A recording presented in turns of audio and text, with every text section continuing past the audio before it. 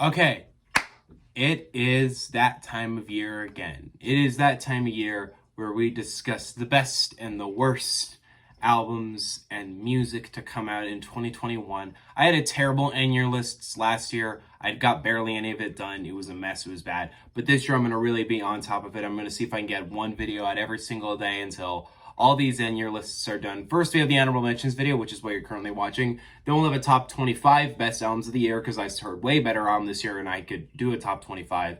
Then we're going to do a top 100 best songs of the year. Then we're going to do a top 10 worst albums of the year and then a top 10 worst songs of the year. So 5 lists in total.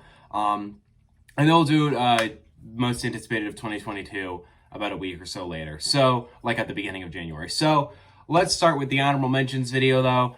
I didn't do this back when I did my movie channel, but it's mostly because I didn't really ever think of the idea. But now I have this idea to make a whole video dedicated to some of the best albums of this year that didn't quite make the list. And basically the rule of this is they have to be an A- or higher. So in total, I'm going to talk about 20 albums in this video. So it's not even as big as the best albums of the year, but whatever. All of these deserve to be mentioned. They're all great albums and they're all some of my favorite music of the year. First album I'm going to mention, we'll just jump right in.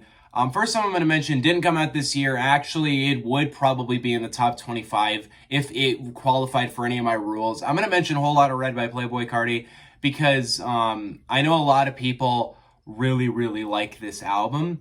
And they're putting it on their best albums of the year. And I would too. I think it's a great album. But it breaks 2 of my rules. Number one, it's grown on me. So it was in my worst albums of the year in 2020. So it doesn't work on that level. Secondly, it came out in 2020. So it doesn't even count for this list anyway. But I'm mentioning it because it's on so many lists. And it would be in my top 25 if it counted, but it doesn't qualify for any of my rules, and I'm not going to break those rules for this one album. I don't think it makes sense. I need to stick to those rules, and it doesn't work with the rules. It's a great album. It so deserves to be mentioned. It's just not one of the best albums of the year, if you know what I mean. Next, we got Solar Power by Lorde. This album was slightly disappointing, I'll be honest. It wasn't as good as I hoped it would be, because I feel like if you go back to the other years, 2017 and 13, both Lorde albums made it in my top 5 of those years. But this one doesn't even make the top 40. And I do think it's a great album. I think it's really nice. I think it's really calm. I think it's really relaxed. I think it's a great album. Is it amazing? Is it perfect? No, but I appreciate what it is as a record overall. Street Sermons by Murray is the perfect evidence that Murray is an incredibly talented face in hip-hop right now, and his come-up is really looking promising to me. I really like this XXL freestyle. I think he's the best on the freshman list this year, and I thought he put out a really solid project with Street Sermons. Please check it out. It's a highly underrated project, and more people need to be talking about it. If It Bleeds, It Can Be Killed by Conway the Machine and Big Ghost Limited is evidence that this is a great duo. This is a duo that really knows how to work off of one another in terms of rapping and production. They had No One Mourns the Wicked last year, which I also really enjoyed, and I find this one to be as, if not more, enjoyable than that one. This is a duo that really deserves to be mentioned overall. Sound Ancestors by Madlib is the evidence that very few producers I would listen to an instrumental tape from. I haven't listened to any of the Alchemist's instrumental tapes, despite him being one of my all-time favorite producers. But Madlib knows how to make this tape consistently interesting for the entire 40 minutes. He's such a solid producer. He knows how to make the beats really work with one another. It's just an incredibly enjoyable project. End of the Earth by Mavi. I need to check on more Mavi because this is such a solid EP. The tracks, the emotions, the writing, the production, it's all so solid for a 5-track EP, and I really want to hear what his main albums sound like. I've heard they're great, so I need to check that out. Ramblez by DJ Muggs and Flea Lord. DJ Muggs had a great year. He will be in my top 25. And this project with Flea Lord had energy, style, great production, great sound. It's short, it's sweet, killer no filler. Great project. Please check it out. One of the most surprising turns of the year was how solid I found KSI's All Over the Place to be. I never thought I'd be mentioning KSI in the best albums of the year, but I really enjoy this project. It's somewhat pop rap, but he knows how to do it really well. It's fun, it's interesting, it's got bangers on it, it's got really good energy on it. It's evidence that I actually really want to see KSI do something harder. I actually would like a drill KSI album. I think he's actually talented enough to pull that off. It's a super enjoyable project. Don't be tamed by it because it's just a YouTube album. It's much more than just a YouTuber's album. It's actually a very enjoyable hip-hop record. And there's another YouTuber's album that will make my favorite albums of the year. Next, we got Vince Staples with Vince Staples, self-titled project. I really like this. I was happy to see him come back with another project this year. It's short, it's sweet, it's nice, it's small, but it's very personal to him. The production style is very creative. It's interesting. It's very different from other things he's done in his catalog, but I really appreciate it in that sense. And it's evidence Vince Staples is a very creative artist overall. Tyron by Slow Tie made me a fan of him, and I really want to hear more Slow Tie records. Tyron is just an album that I feel like, how do I put it? It's very creative in it's how short it is. Like it's only about like 30 minutes, or it's only like, I think it was like 30 so minutes. I haven't listened to it in a minute, but the first half and the second half are like different kind of tones and styles, and I really like it. I think Slow Tie really uses his vocals very well to make tracks that are more meaningful, personal, or deeper, and then make tracks that are really hard and fun. And overall, it's just a very good listen. I enjoy it a lot. I don't care what y'all gotta say though.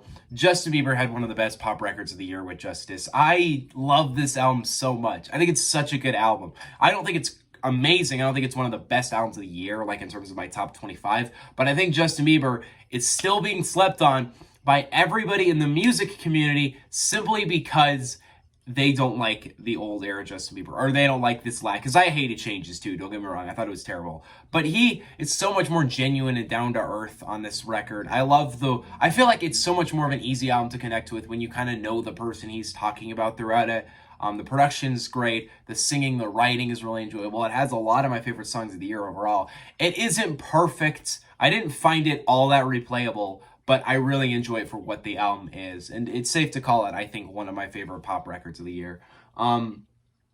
Judas and the Black Messiah was a phenomenal soundtrack. It was one of the first albums I reviewed this year, but I found it to be one of the most enjoyable soundtracks that could have been released. It features so many legends like Nas, Jay-Z, A$AP Rocky, Rakim. It is a fantastically enjoyable project. And basically, what it feels like throughout the entire runtime is it just feels like everybody kind of giving their pieces and their statements on the general issue at hand on the record. And overall, I just think it's a great soundtrack. And it also gave me a new Nipsey Hussle Jay-Z song, which was incredible. Next, we got a new album. I listened to this one just last night just to see if I get it on this video. We Are by Jon Batiste. This was nominated for a Grammy, Best Record of the Year, and I think it does deserve that. I think it's a very enjoyable soul jazz record.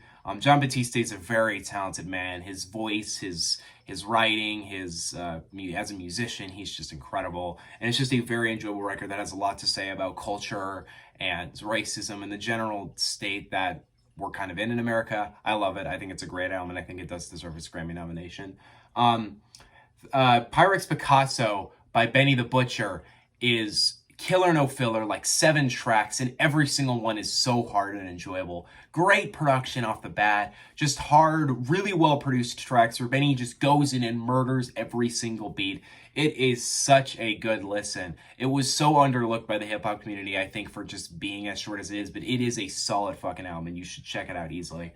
La Makina by Conway the Machine is one of my favorite Griselda projects this year. La Makina just demonstrates Conway putting together this album that feels like he's even advancing his style and his sound a little more. There's a lot more. There's even like trap instrumentals on this record. There's bigger deal features on this record. It's more cleanly produced, and it makes me very excited for whatever the next Conway the Machine, the God Don't Make Mistakes is. I haven't listened to the single for that. I want to go in that album fully blind. I've been waiting so long for that record.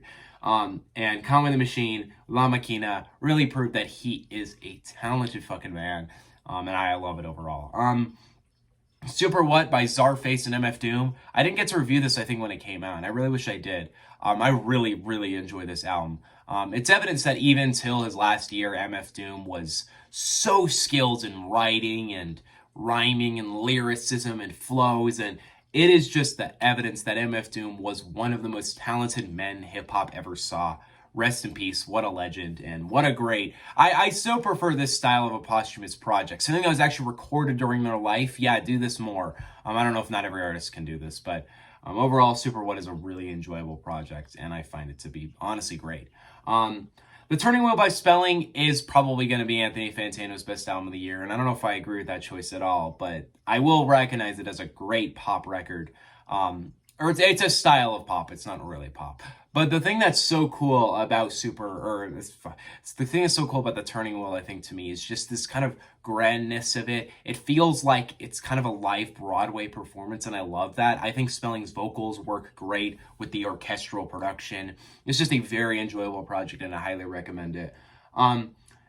Trip at Night by Trippie Redd is Trip at Night by Trippie Redd is a stupidly fun album. Like, I'm surprised at how much I enjoy this record. You will see Trippie Redd on my worst albums of the year. Y'all already know that if you watch my channel. But he came through with probably the best trap album of the year, easily. Trip at Night was so much fun to me. The production was so creative and enjoyable. I mean, it is a little repetitive as you go on, but the tracks were able to find their own kind of diversity with Trippie's flows and the features flows. In the end, were just resulted in a very fun, enjoyable, fast-paced, dumb record that I just found so much to enjoy out of. I think it's a great album, and hopefully people don't sleep on it in the future. Finally, we got two more. We got Haram by Arm & Hammer and The Alchemist. This is my introduction to Arm & Hammer because I always have to check out new Alchemist shit. This was great. It's a lot darker. It's a lot more raw, but I feel like Arm & Hammer's style perfectly complements Alchemist. The production and the way they move with each other is fantastic. The duo itself is just great. I do have to mention, though, something about this record. I don't think it's a top tier album of 2021, and it's not on my list, the overall list. However, I don't think another album is titled and covered as well as this record. If you research what the meaning of Haram is and why the cover is these two pigs, it is the most creative way anyone's ever said fuck the police. Seriously, check out why it's called that. It is crazy. I can't believe it. It makes the album even better for me. And finally, best honorable mention of the year, we have The Plugs I Met Too by Benny the Butcher and Harry Fraud. This was album of the year when I heard it, but that was pretty early this year. I love Plugs I Met Too so much. I think it's evidence that Benny the Butcher is still really on his grind of having great lyricism and flows. As much as I didn't really like Trust the Sopranos, I did like the 83 Miami remix version of Trust the Sopranos. But Plugs I Met Too with Harry Fraud, fantastic production, fantastic features. It's a little more mainstream, but it still keeps in the raw forms of coke rap that these men are very talented with. And I think it's a good step off of Burden of Proof, which was on my favorite albums of 2020. Very excited for his Tana Talk 4, which I'm praying is the next project. Please don't drop more EPs. I just want Tana Talk 4. Yeah, overall great album. But that is my honorable mentions of 2021. That is all of them. We're going to do the list as soon as I can. Yeah, I'm actually going to, I'm actually recording all these videos back to back as much as I can. But I'm going to actually edit up this list to make sure I really, really, really like my favorite albums of 2021. So, see you guys next time. Peace out. Bye. Best albums of 2021 is next.